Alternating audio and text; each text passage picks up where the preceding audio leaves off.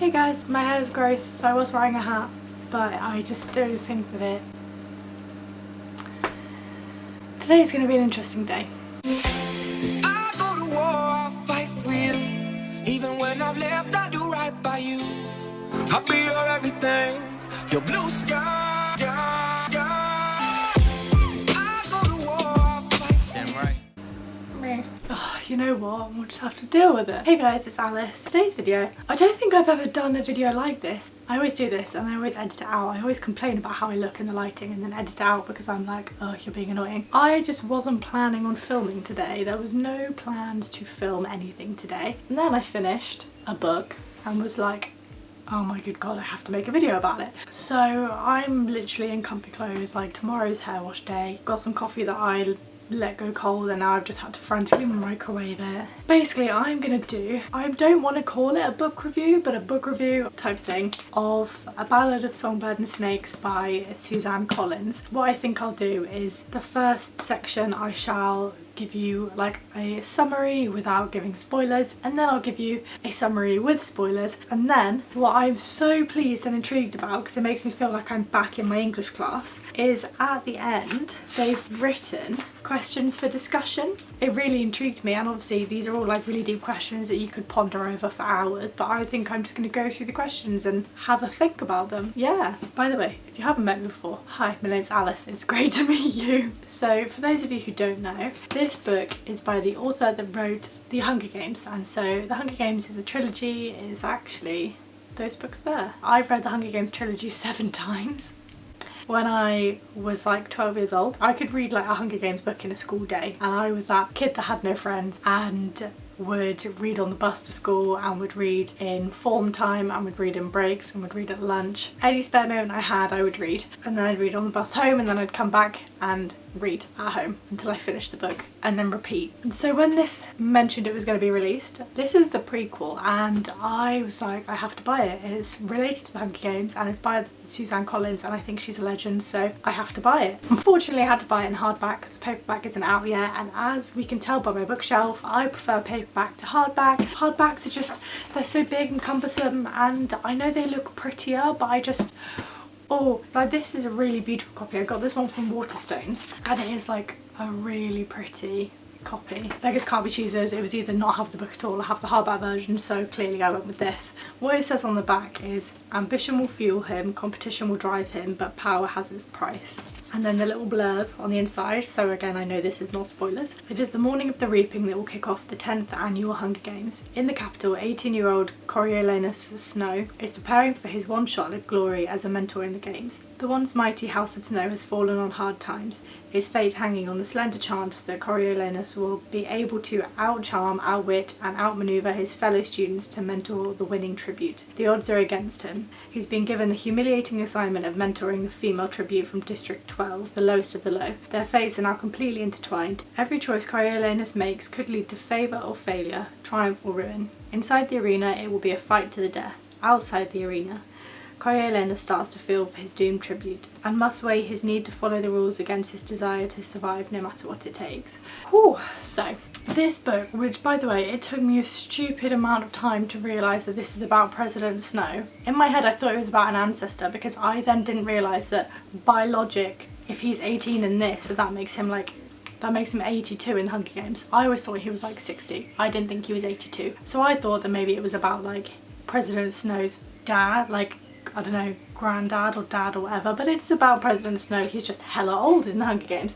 And so this book follows him, and basically he is a student in the capital at this place called the Academy, and his family are actually secretly quite poor. All of their money and investments were put into District 13, which then in the war was destroyed, so all of their money is gone, but they kind of keep up these false pretenses that they still have their money, and so he's always under this pressure to keep up pretenses, to pretend that, you know, he's still upholding the Snow name and he's got all this money, blah blah blah blah. This is the first year they have mentors in the Hunger Games, because beforehand no one really pays much interest, no one really watches it. So to kind of up the stakes a little bit, they have mentors and they pick students from the academy. They have the opportunity then to win a prize to get their university paid for, which obviously he really wants because no one knows that he can't afford it, but he actually can't. So then the district he's given is a girl called Lucy Gray-Bard. She is from District 12. She wouldn't call herself from District 12, she'd call herself Covey, and the Covey are a band of musicians, and they used to travel around before the war, before obviously they were forced to stay in one place, which just happened to be District 12. Good morning, afternoon. Afternoon. No, afternoon. Oh, my clock stopped. Chuck out the rest, right? You can help me because they're yours. Can I? Oh no. See me. It begins by following obviously him as a mentor and the beginning of, you know, organising the Hunger Games and how that works and trying to navigate being a mentor when it's never been done before. What does that involve? Do you talk to your tributes? If they've started to do a little bit more of like television stuff, so trying to figure out a way to like angle it. Snow ends up actually coming up with quite a few ideas that then get utilised in further games. So that's all I'm going to give you for the spoiler free, because this book has a lot of like bits that I didn't know were going to happen. When you go into it, all you know is that he's going to be the mentor for a tribute in the Hunger Games, and that's it, and that's what I want to leave you with. So from this point onwards, if you haven't read the book, I wouldn't recommend watching it if you plan on reading it, and if you don't want to read it, feel free to watch this. So part 1 is the mentor, part 2 is the prize, and part 3 is the peacekeeper. So it begins, I'm spoiling this whole book for you, so if you do want to read it, please don't watch this. He begins by mentoring this girl called Lucy Gray-Bard. So you follow their journey and so much goes on. There's like an attack on the arena which like messes things up and kills some of the tributes before they even start the Hunger Games. One of the ideas that he comes up with is the idea of betting on the Hunger Games and the idea of being able to send them in food. So that's all new for this, and basically he ends up then kind of like catching feelings, falling in love with his tribute, and she reciprocates. But then part of you is always a bit skeptical because you're like, how much of this is just, you know, I think I'm gonna die in the arena, so like might as well, or like you have a weird kind of connection because it's the first time they've ever done mentors and none of them know what's going on and none of them know how it works. And then she ends up winning, right, which I didn't think she would win, because I know that now they must have mentioned it previously, but I had no recollection of there being another winner before Haymitch from District 12 in the Hunger Games. I just assumed that she didn't win, but now I know why I wouldn't have remembered, because they erased all data from this Hunger Games for the future because everything went so wrong. This was the first, like, he basically got caught cheating because he was giving her stuff that he wasn't meant to give her, so he beforehand like slipped her some food from his school that he wasn't meant to, and this was the first time they ever put mutts into the arena, and he saw that they were going to put snakes in and knew from earlier in the book that if snakes had gotten used to your scent then they're less likely to attack you. So he like dropped a handkerchief in that had her like scent on it so that they didn't attack her in the arena, so she didn't get killed by the snakes, and gave her something that she could then use to fill with rat poison. So basically he then got found out and they were like, look, you cheated, although you should win all this prize to go to university, you're not going to go, and we're going to send you off to be a peacekeeper. So obviously he chooses to go to District 12 because she's won and that's where she's gone back to. And then they obviously meet again and it's all lovey-dovey and happy, but like the whole while you are a bit concerned because the head game maker, the person that created the Hunger Games, called Dr. Gall, she's a psychopath. She basically, the way that Suzanne Collins describes it at the end, she talks about different like just war theories. Dr. Gall runs off the idea that like if you don't have control then you have chaos and everyone's going to try and kill each other, and control is the best way that we can like keep this. Snow is like edging along that line, like he pretty much kind of agrees with her that like you need all these laws and you need the Hunger Games to keep everything in control. He definitely has like a sense of superiority, like he thinks he's a lot better than everybody else just because he's a Snow. He has a friend called, I don't even know how to say his name, but his second name's Plinth, who's very much like this is wrong, and he's like, you know, sympathising with the rebels and like wants to escape and all this stuff, and it's very like two-sided, and it's weird because we used to the Hunger Games from Katniss's point of view, someone who hates the control and wants to escape and all this stuff, and then being inside Snow's head and like kind of understanding where he's coming from. He doesn't want to hurt people, but if it's the right thing to do and like if it's based on his survival, you can kind of see where he's coming from, and it's really baffling because you don't want to agree with him, you don't want to like him because you know from the other books that he's a monster, you know, he's horrible. And then right at the end, I won't spoil exactly what it is, basically things go south between him and Lucy Gray and they were about to escape, but then at the end they like separate from each other and we never find out what happens to her. We don't know whether she's alive, whether she's dead, like we don't know what happens. And all of a sudden he gets shipped back off and Dr. Gould's like, you didn't think I was just gonna like leave you to rot in, you know, District 12? You're basically just as crazy as me, like we're gonna make the Hunger Games the best thing you've ever seen since sliced bread, and like sends him off to university to study below her. He then continues on to make the Hunger Games the worst thing known to man, and talks about like how he's never falling in love again because love is like the worst thing in the world, and how he's going to marry someone that he hates so they never have a chance to like sway his heart ever again. Bruh, it's deep. So this book was a lot of emotional roller coasters, because if I'm honest, I thought it was just going to end after the Hunger Games. I had no clue there was going to be a whole other section. But I liked they all had nicknames when they were peacekeepers. That's one thing that I enjoyed. And there's a quote that like one of the first things I read, I think it's literally on page 4, that he said is, he's talking about something and he goes, well, I'd rather be sad than dead. And that is basically his life. Keeping up pretenses, never letting anyone know that he's poor. And he says something, they mention it in the questions to discuss, which we shall look at now, which basically says that charm is his only currency, which is so interesting. In the discussion with the author of the bag, she talks about the state of nature debate of the Enlightenment thinkers Hobbes, Locke and Rousseau addresses the human condition before we had societies or political associations. Your opinion on who we were in the state of nature defines the form of government you think we need. Hobbes wrote that in the state of nature life was solitary, poor, nasty, brutish and short, and that we require a common power, a sovereign or absolute political authority to rule us. In return for protection we agree to give our obedience. And then Locke had a gentler view of humanity. He wrote that men living together according to reason is properly the state of nature, but force upon the person of another is the state of war. He's very big on reason, which teaches all mankind that being all equal and independent, no one ought to harm another in his life, health, liberty or possessions. Rousseau thought that human beings in the state of nature were motivated by amour de soi. See? Yeah? I don't speak other languages. A naturally good form of self-love or self-preservation. But when we enter society, amour de soi turns into amour propre. I'm just embarrassing myself now. A destructive form of self-love that depends on the approval of others and is associated with vanity, contempt, shame and envy. Questions for discussion.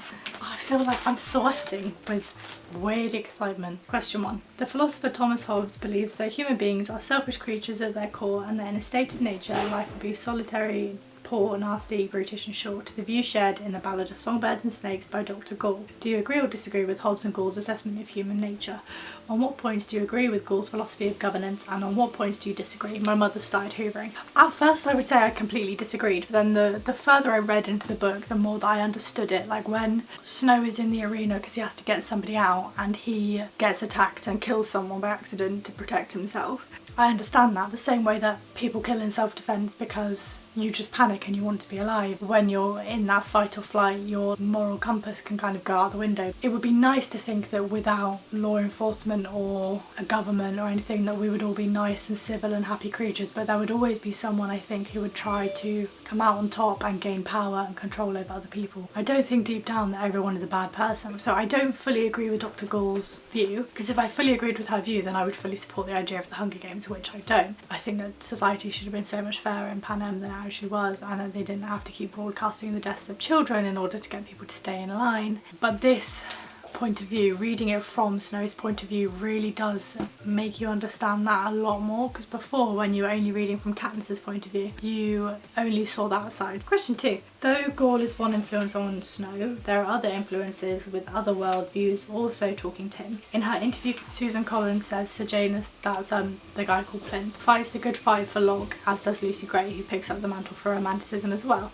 What are the strengths of Sejanus and Lucy Gray's respective arguments? What are the weaknesses? What influence do you feel prevails on Coriolanus, and why? Coriolanus admits that he knows that Sejanus only does things that are good and right, and if you want to appeal to him you have to appeal what's right, not what's lawful or what the capital wants, because he's district. And I think they have so many good points, but it's so hard to see them after you read Snow's perspective. All they want is for people to be treated fairly and for people to be able to enjoy life and not constantly be punished or have the government looking over their shoulders. And I think a lot of the people, if you were to just leave them, would be good-natured. I don't think either of their opinions prevailed on him most, because the way he understood Lucy Gray was to try and see her in his mind as not being district but not being capital. He tried to see her as Covey being something separate, like completely separate, that she was more capital than district even though she wasn't. He just didn't really understand Sejanus in his head he'd rather lose people and lose friends and hurt other people but keep to the law,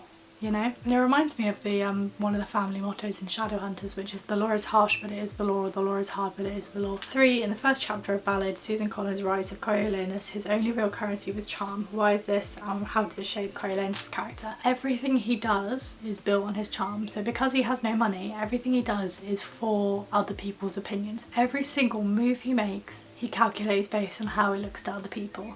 So anything he says, anything he does in front of the cameras, anything he does in front of his classmates, how much he eats and drinks in order to not look poor, to not look like he's starving, but drinking enough to make sure that he covers his stomach rumbles, all of this stuff, everything he does is based on other people's opinions. And so his charm is the only thing that he's got. His charm is the only way to sweet talk people into what he wants, because he can't bribe anyone with anything. So he works through flattery and things like that, and that is honestly one of the ways that he navigates his life. It is all that he has at the start. 4. Why do you think Gaul chose to send Coriolanus into the arena? What does this experience reveal about Coriolanus' nature? He doesn't go in to save Sejanus. He goes in to save his reputation, because he knows that if he doesn't go in, he will probably be killed, and if he doesn't come out, he will die. So he doesn't go in to save his friend, because he doesn't actually view him as a friend, I don't think.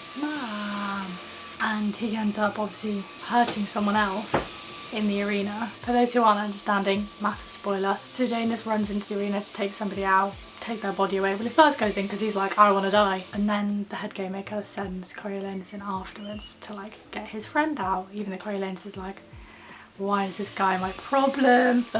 He's making my life more difficult, because if I die in there then I can't win the prize, You sympathise with him, because if it wasn't someone you're that close to, you would be so scared to go in and risk your own life, and then if you got attacked, obviously you would be so panicked that you would like hurt them back because you don't want to die. But I think what Dr. Gaul wanted it to show him is that we are all like savages at heart, and in a world like this, the people that were meant to be your friends, when there is no order and no rules and you have to fight for your life, you will just turn into that. That's what you'll turn into. And it reminds me of Zimbardo's prison study that we look at in psychology, where people were assigned the roles of guards and prisoners, and they then turned into those roles, and they had no like predisposing character traits that indicated that they should have gone either way. The ones that were guards ended up being so horrible, so harsh, so cruel, and taking their role so seriously. I think it just shows that when you're placed into that role, that is what you become. 5. Marplinth clings to a few relics of home, that is her previous home in District 2, even though she's now a wealthy citizen of the capital. How do notions of home shape the different characters within the books?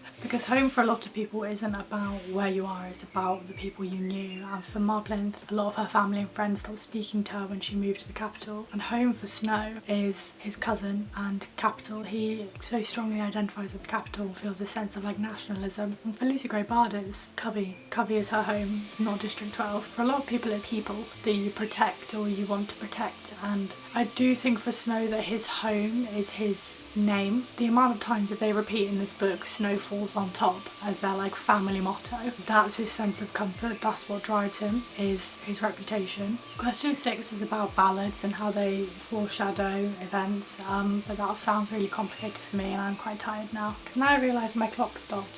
It's actually 1 o'clock and I really want some lunch. But to be fair, the end of the question is, how does the story of Lucy Gray in the ballad reflect the life of Lucy Gray Bard? Well, they kind of discuss that in the book anyway, about how the ballad used by Wordsworth to be Lucy Gray's ballad actually ends up with you not knowing whether she was a ghost or whether she was real or whether she's dead, and it's a mystery, and that is Lucy Gray Bard, that's her life, and so that's the way they interlink, but Suzanne already describes that in the book. This one I found really interesting. Lucy Gray says that she finds Coriolanus trustworthy. Do you think she's right to do so? Do you think that there was ever a chance he could have proved himself worthy of her trust? What role does love play in the dueling constructions of human nature on display in the novel? I think in some aspects she did deserve to trust him, but in another he only ever was looking out for himself. So she trusted him as her mentor. He wanted her to stay alive and he wanted her to win, but ultimately he wanted her to win so that he could win the prize. When he didn't tell her about like a certain big secret at the end, that's where she lost her trust in him. But then also I would understand why he didn't tell her the secret, because he knew that it would make her dislike him anyway. I don't know, I think that she did have a right to trust him, but I think going from the role of mentor and tribute is such a hard line anyway, because yes, you can build a relationship, but that relationship is based on mutual gain, like his gain from her winning, you know? I don't know, you know?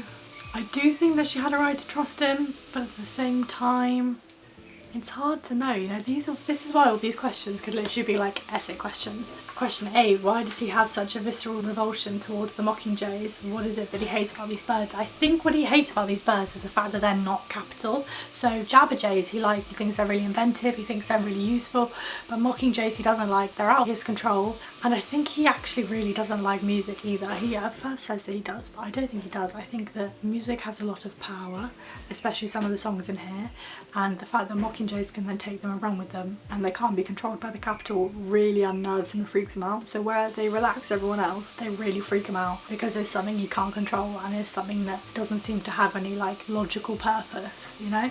If you're familiar with the original Hunger Games trilogy, which I am, how is the world here presented as different from the one you came to know there? Well, we only knew the capital from the arena. We knew it as how it was 64 years later, where everything's all built up and televised and organised. We didn't know this, where they're just recovering from the war. We didn't know. I didn't even register about there being universities and academies and anything like that at all. I didn't even think about that, which I should have, but I just didn't, because all I knew of the capital was that was where the arena was and that's where the Hunger Games were held, you know? And because you view it from a capital point of view, you view it from the logic of these kids have all watched like their parents or their grandparents all die in this war, and so they're like, well, the Hunger Games is horrible and brutal, but the district started it and we don't want them to start it again, so this is how we'll punish them. And it's hard to read because they do genuinely, but a lot of them do believe that people in the districts are genuinely inferior to them and that they deserve to be punished for their rebellion and what they did. Whereas obviously when you read it in Katniss's world, when it's 74 years after the war and they've then made the Hunger Games like a sport, you hate it, you want them to rebel, you want everything, you know it's unfair, you see it as unfair. It is just completely different sides of the story, which is what makes it so interesting. And at first I found it hard to get into because I was like, whoa, I'm not used to it from this side at all. Coriolanus makes a number of choices with fatal outcomes. Did anything about seeing the world from his point of view surprise you? What would you have done in his place? I honestly think I've answered most of those. I think in his place I would have been hard pressed, but I do think one thing that I wouldn't have done was recorded that Jabberjay message. If you've read it you'll know what I mean, because he knew what that was going to do. As much as he tried to talk himself out of it, he knew what that was going to do, and I think that's the one thing that I wouldn't have done. Oh, and also right at the end when he... yeah, right at the end he poisoned someone and I wasn't expecting that. That's then how I know that he wasn't the Snow that briefly fell in love, briefly made friends, actually cared about people that weren't himself. That's how I knew that that Snow was dead and gone and that President Snow was in his place. And that was a really hard like realisation to come to as a reader, to realise that you had this hope in this character, that he had logical feelings about chaos and control and upholding the law and all this stuff, but you had hope that he was gonna have a different life, and at that point you knew he just wasn't, and that was it. Snow is clearly shaped by the war and deprivation that took place before this book begins. Can you pinpoint the forces in your own life that shaped your character? Oh, this is personal. Being a twin has shaped my life, family relationships, morals. I always have loads of battles with like my moral compass and what's right, and learning also, especially things like when I'm filming this, the tearing down of the Colson statue in Bristol has been really recently, and you know, battling with things that aren't legal but was right. So using that example, it was right to tear down that statue but it wasn't legal, you know. And then the past few years of my life have been shaped by the Lord. 12. What meaning do you find in the title? That's way too Englishy for me, so I'm going to skip that one. And then the last one is about any parallels between the capital and the world today, and that's too deep and intense to get into, so I shall not. But my camera battery is flashing, so I have to go. I would say that I do just prefer the Hunger Games more, but that's just because they held way more meaning to me because they got me through like a hard part of my life. But I did find this very interesting, and especially the questions at the back really help you like delve deeper into thinking about it, which I always find so interesting. So I think more authors should do that, definitely 100%. But yeah, that was all from me for today. I'm gonna love you and leave you, and I hope you've all had an amazing day, and I will see you hopefully next Monday with another video. Bye!